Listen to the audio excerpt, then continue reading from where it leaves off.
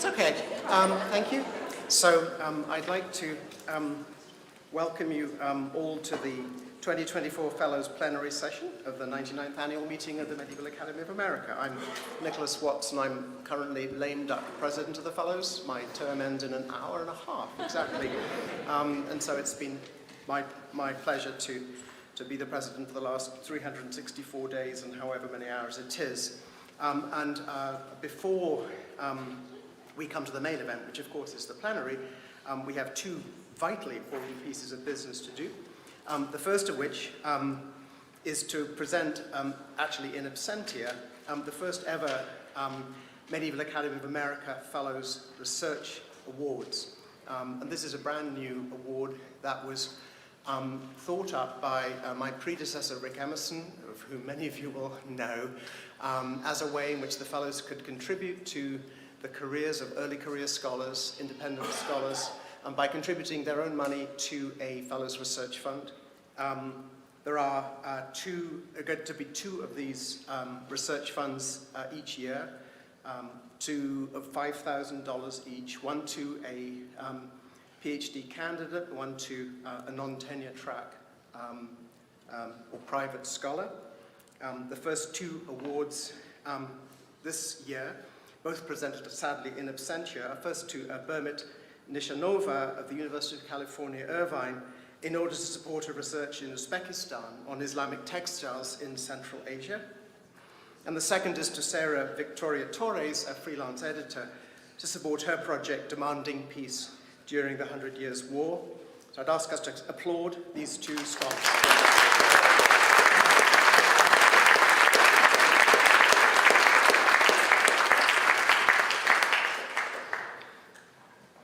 The session now continues with the induction of six in fact, new fellows and corresponding fellows who are sitting at the front here. Some fellows who were elected this year are unable to come this year and have been decided to be inducted next year in a year soon to come. So not all the fellows who were inducted this year, who were elected this year, are being inducted yet. And one of the fellows who's in the program, Richard Abels, was not able to come at the last minute, so he will not be inducted today. Speaking now to the whatever the Latin word for those to be about inducted would be, you will be receiving a laudatio given us by our orator, Richard Firth Green. As your laudatio is read by the orator, I would invite you to stand up so people can see who is being praised. Once that's done, if you would move to the Fellows book, where our scribe, Brigitte Bedos-Rezak, will, sorry, I've just told you about it, I'm so sorry. We'll give you a pen which we don't think is quite fine enough to sign, and we will then give you a pin, and then we ask you to return to your seat, and we will move to the next laudatio. So I will hand the podium over now to Richard Firth Green, the orator.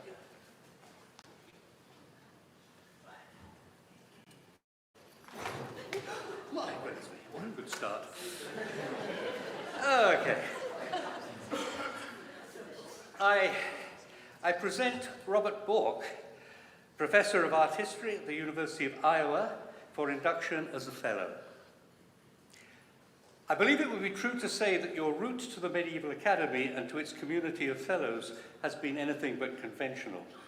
Within 5 years of passing the qualifying exams for a doctoral degree in physics at the University of California, Santa Cruz, you were earning a PhD in architectural history at Princeton. Perhaps this metamorphosis was not quite as Kafkaesque as it might first appear, since you reveal in the preface to your three-volume dissertation, that its origins lay in a family visit to Reims, where as a 12-year-old you found yourself wondering why the cathedral had none of its intended spires.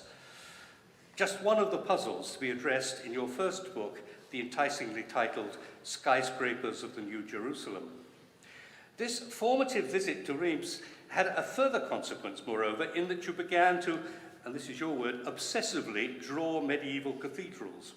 No doubt you were unaware at the time that you were following in the footsteps of Villard de Honnecourt and a host of later Gothic draftsmen, a study of whose original design drawings would lead you to your monumental Geometry of Creation, where you demonstrate with elegant and, dare one say, scientific precision the importance of such drawings for an understanding of the whole Gothic project. If Geometry of Creation was a natural corollary to Skyscrapers of the New Jerusalem, your most recent book, Later Gothic Architecture, Its Evolution, Extinction and Reception, follows on logically from Geometry of Creation. Since late medieval Germany and the Central European states offer the richest source for surviving design drawings, it seemed natural for you to ask why the vitality of late Gothic building projects have been underappreciated and their interface with the competing Renaissance styles misunderstood. Reims may be lacking its spires, but the Fellows of the Medieval Academy are delighted to invite you to make sure that their Book of Fellows does not lack your signature.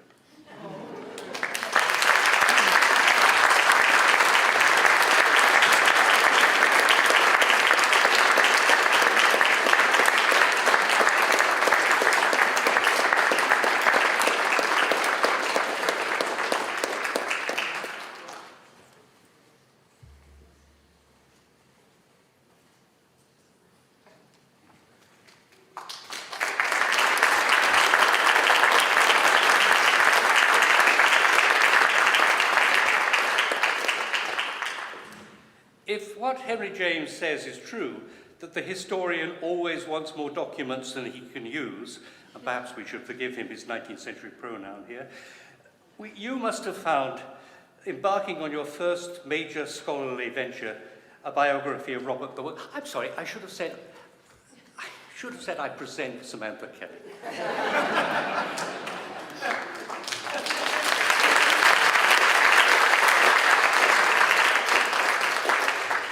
You must have found, embarking on your first major scholarly venture, a biography of Robert the Wise, entitled The New Solomon, Robert of Naples and 14th Century Kingship, a severe challenge.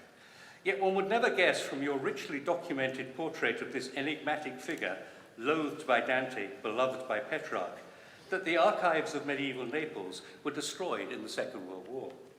The outsider might suppose that when you went on to produce a meticulous edition of the textually convoluted mid-14th century Neapolitan chronicle, the Cronaca de Partonope, it was because that at least had been a major source for your new Solomon. In fact, it had provided you with little more than a title, for it gives us more detail on the golden fly, the magic leech, the metal horse, and the bronze grasshopper that Virgil is supposed to have donated to Naples than it does, for instance, on the Sicilian Vespers. From such intractable material, you managed to evoke for us a sense of what Neapolitanness meant in the mid-14th century, and your new Solomon teaches us how Robert the Wise's cultivation of the image of prudent kingship provided a seductive model for later medieval kings and their courts. Having prevailed over the challenge of such documentary deficits, however, you've not been content to rest on your laurels, and your latest venture has offered you an even stiffer test.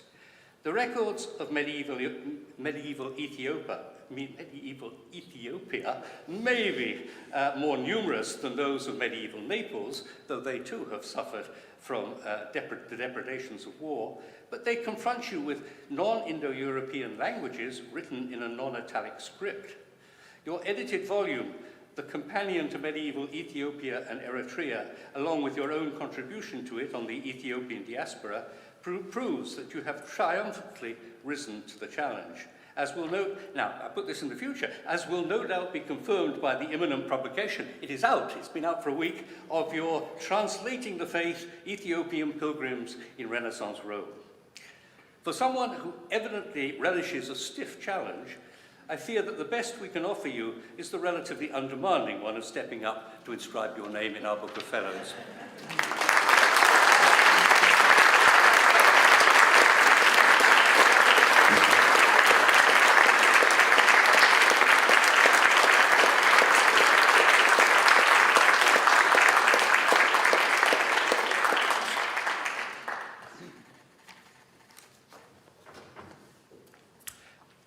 I present William D. Paden, Professor Emeritus of French at Northwestern University, for induction as a Fellow.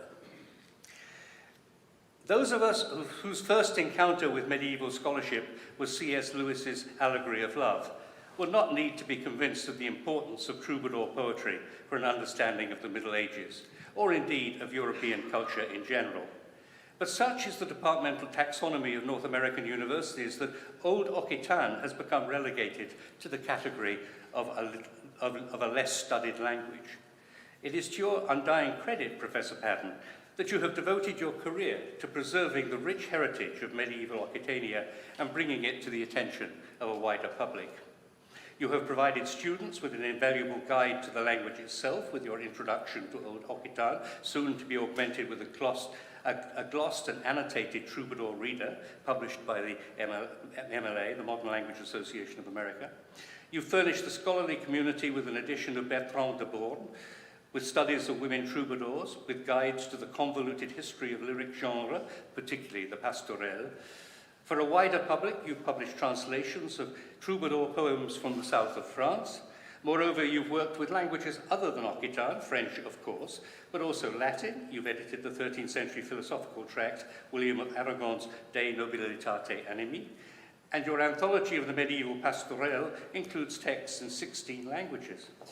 Finally, your interests have extended beyond the strictly literary to such things as prayers against the plague, and even an edition of 2 later medieval toll registers from the port of Tarascon in the mouth of the Rhone.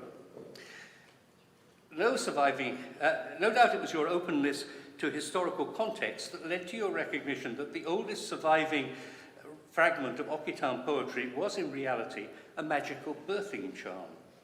In the important article you published in PMLA on Dumida Femina, together with Francis Freeman Padman, you concluded, "It pleases us to think that an image of birth presides over the birth of the secular Romance lyric." It pleases the Fellows of the Medieval Academy to invite you to bear witness to a long and distinguished career by adding your signature to our Book of Fellows.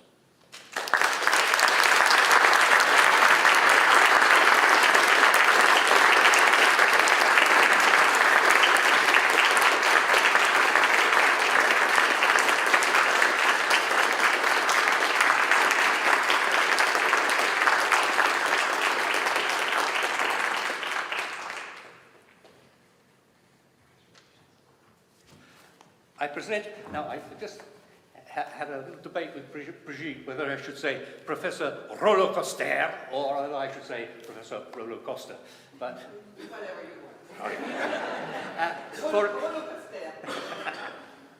for induction as a fellow, she teaches medieval history at the University of Rhode Island. For induction as a fellow.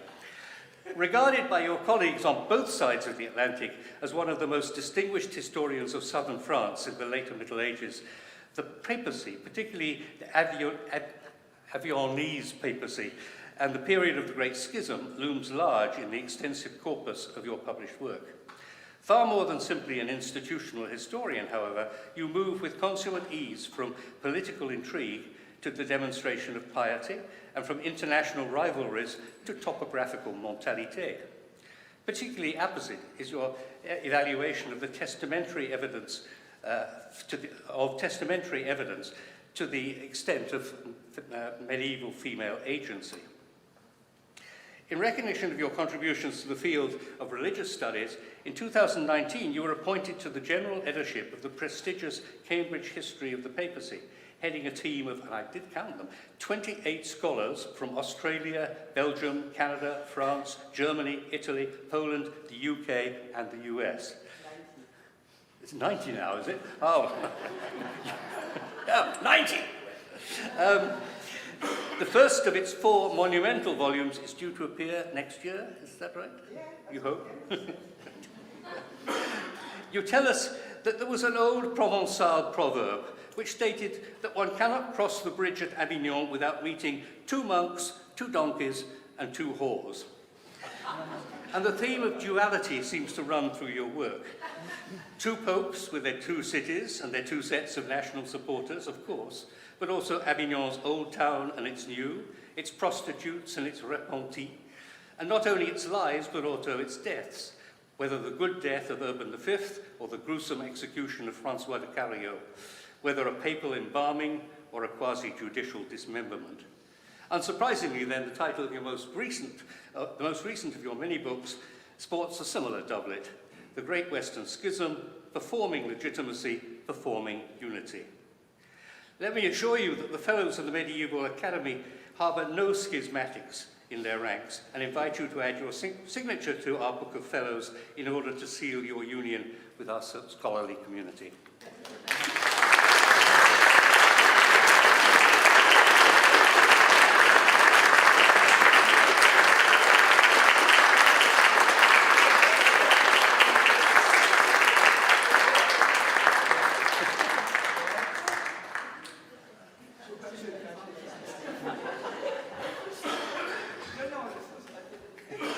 We'll find out the joke later.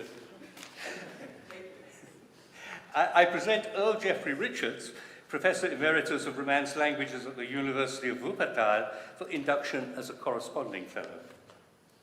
In 1982, you wrote in the introduction to your English translation of Christine de Pisan's Book of the City of Ladies that its author was at once one of the most outstanding writers of world literature and one of the most neglected. That it would no longer be possible to bemoan such neglect is due in no small part to your lifelong espousal of Christine's cause. Far more than offering us merely an extremely readable version of the Cité des Dames, you provided us with an easily accessible account of its author's life and work, together with an overview of what scholarship was then available, that served as a vade-mecum on this groundbreaking writer for a whole generation of Anglophone readers. You've since followed this up with further editions and translations of her work, including the Livre des Faits des Armes and des Chevaleries and the Epître Orthea, along with numerous studies of her lyric and devotional poetry and her participation in the famous Débat sur le roman de la Rose. Your work on Christine and other late medieval French writers, however, represents only a portion of your scholarly activity. Just as important, and rather better known outside the medieval community, has been your gallant defense of the Western humanist tradition and its two great German spokesmen, Ernst Robert Curtius and Erich Auerbach. It's easy to see why, as a medievalist, you should have been drawn to Curtius, and though only about a third of Auerbach's magisterial mimesis deals with medieval authors, no doubt, like many of us, you too found its chapters on Gregory of Tours, Chrétien de Troyes, and Boccaccio unforgettable. Both Curtius and Auerbach, moreover, defended a wider European tradition in the face of the reductive vulgarity of their contemporaries' National Socialism. No doubt it was as their fellow traveller that you were moved to take up the cudgels against Hans Robert Jauss, much feted reception theorist, and as you yourself pointed out, former SS officer. The dust has long settled on this particular impassioned controversy, but the Fellows of the Medieval Academy wish to honour the part you played in it by inviting you to come up and sign their Book of Fellows.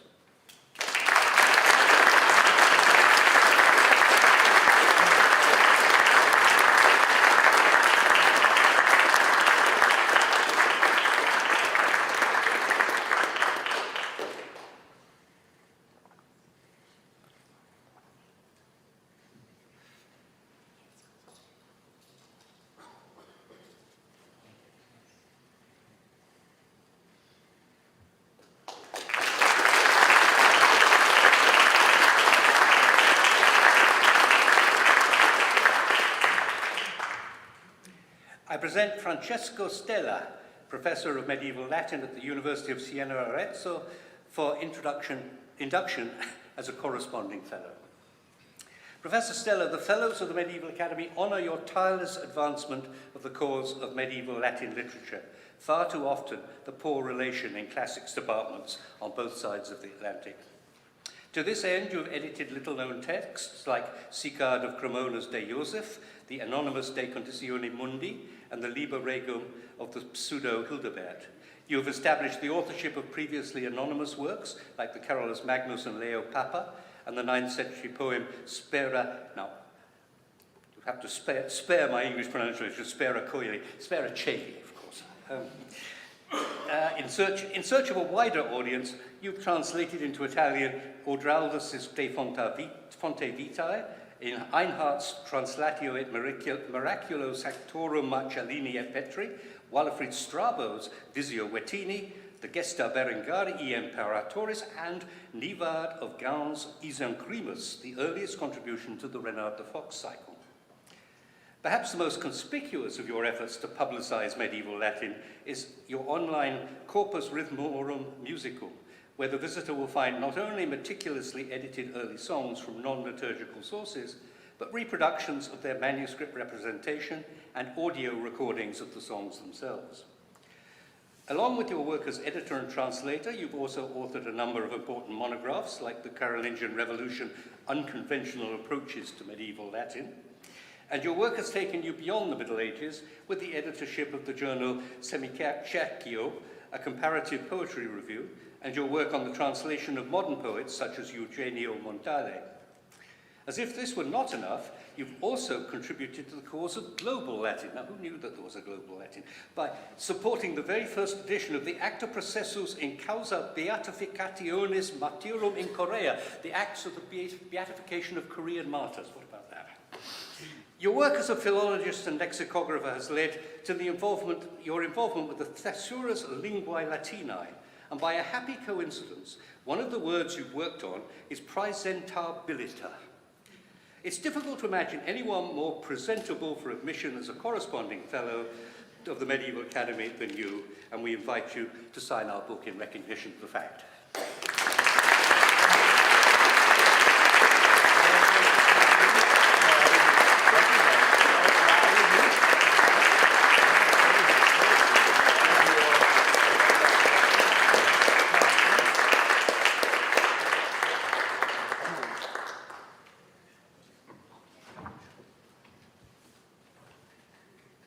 Congratulations to all. Round of applause to everybody.